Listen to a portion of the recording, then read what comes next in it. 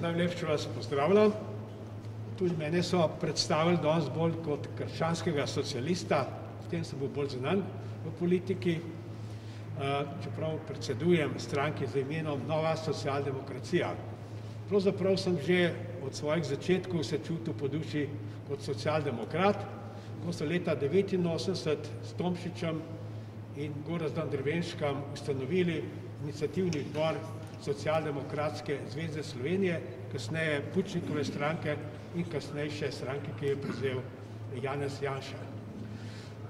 Tukaj sabo imam mobitel, pa ne zato, da vam bi kazal slike, ampak prizor znamenite Stojkove slike, kjer sva skupaj še z Marjanom Podobnikom, on je bil najmlajši član takrat Demosove koalicije, predstavljal je Kmečko zvezo, kasnejšo Ljudsko stranko.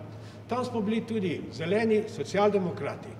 In danes imam majčken občutek, da se vračamo v tiste čas, nikoli Demos ne bo ponovljiv tako, kot je bil. Bil pa je raznobarven že v tistem obdobju. Čeprav so nas poskušali tranzicijska levica vedno usmerjati, da smo to nek privesek črne desnice. Tudi danes je ta tendenca. Ne, povežimo Slovenijo, smo raznobarni. In to bomo tudi dokazali svojim dejanjem.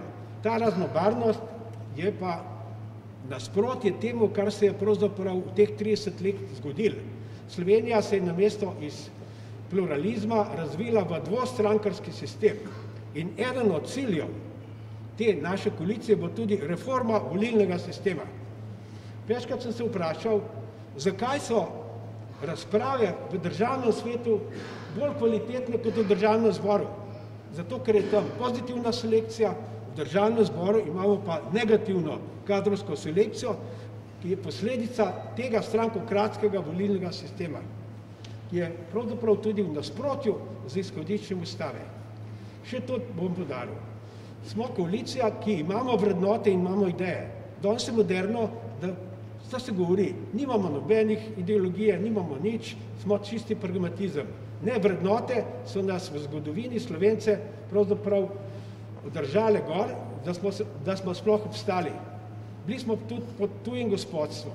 Spomnimo se Janezova evangelista Kreka, njegovo prizadevanja, da je vzdržal, da je ohranil slovenski narod tudi s tem, da ga je aktivno vključeval v politiko. Aktivna politika zaposlovanja in sploh aktivna socialna politika ima vzore ravno v njem, Janezu evangelistu Kreku. Še en vzor v zgodovini, da smo se obdržali. Tudi narodno-osvobodilna borba je bilo častno in domoljubno dejanje.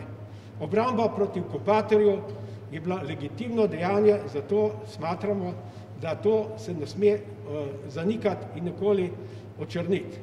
Drugo, kaj se je dogajalo s temi dogodki, in še eno pomemben mejnik je prehod iz enoumja v politični pluralizem.